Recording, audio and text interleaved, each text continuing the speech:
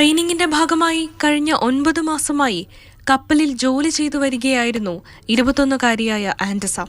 വെള്ളിയാഴ്ച രാത്രിയാണ് അവസാനമായി ആൻറ്റസ മാതാപിതാക്കളുമായി സംസാരിച്ചത്.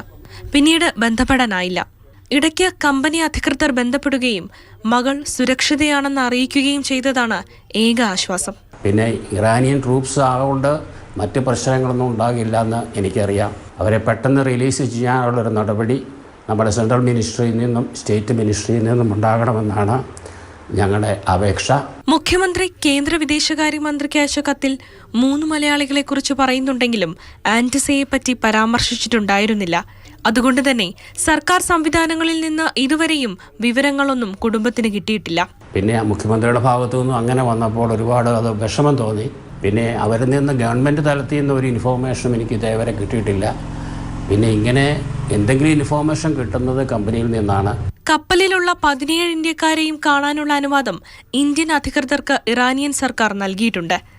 മാതൃഭൂമി ന്യൂസ്, കോട്ടയം.